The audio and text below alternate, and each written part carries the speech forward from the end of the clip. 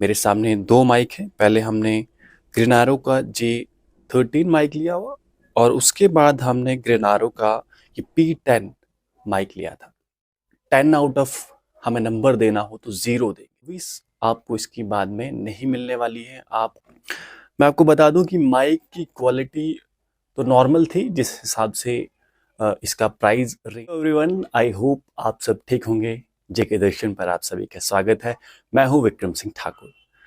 जेके दर्शन पर हमारा हमेशा से ऐसा प्रयास रहा है कि हम आपको जम्मू कश्मीर के संबंध में जितनी भी जानकारी है, उसके साथ साथ भारत में जितने भी राजनीतिक और धार्मिक या अन्य भी किसी तरह के ऐसे विश्लेषण होते हैं, वो भी हम आपके सामने रखते हैं।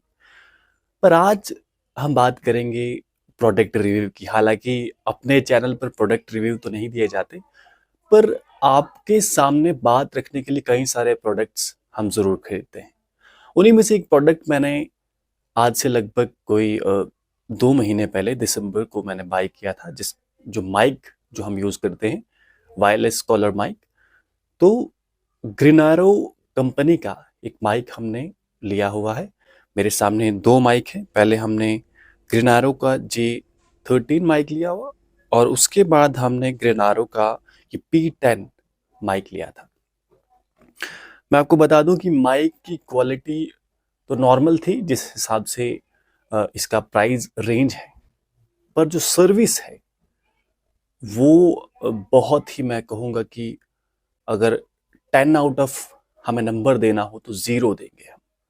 क्योंकि ना ये लोग मेल का रिप्लाई करते हैं और व्हाट्सएप पर भी कुछ खासी आपकी मदद नहीं होती। एक मैसेज आप करते हैं तो उसका रिप्लाई आपको 4-5 घंटों के बाद आता है, और उसके साथ जब आप उनसे प्रॉब्लम शेयर करते हैं तो वे साफ साफ मना कर देते हैं।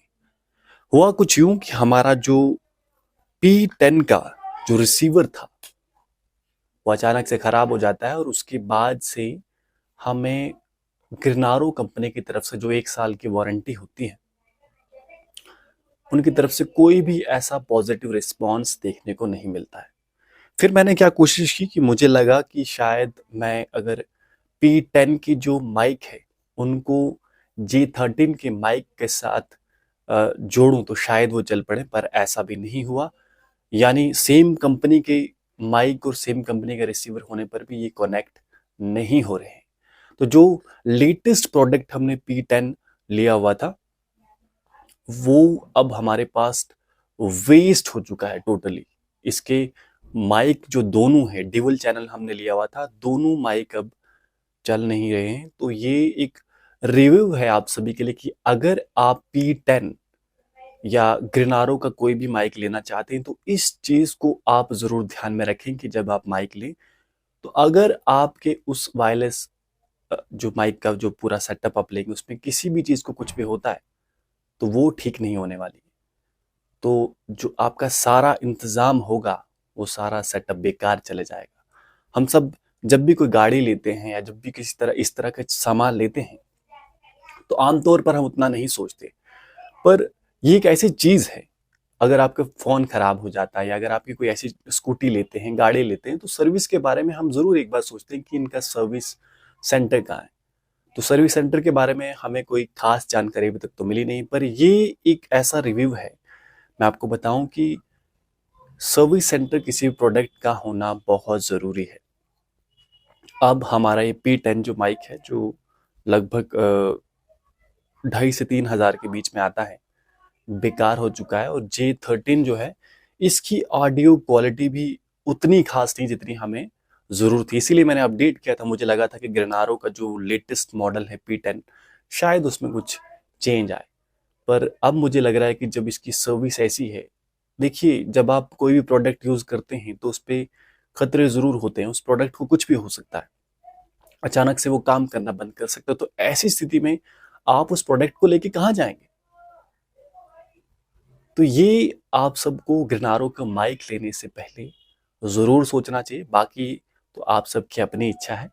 ये एक जेन्युइन रिव्यू था ग्रेनारो माइक का। आप देख सकते हैं मेरे पास P10 भी है और उसके साथ साथ ग्रेनारो J13 मेरे पास पड़ा हुआ है।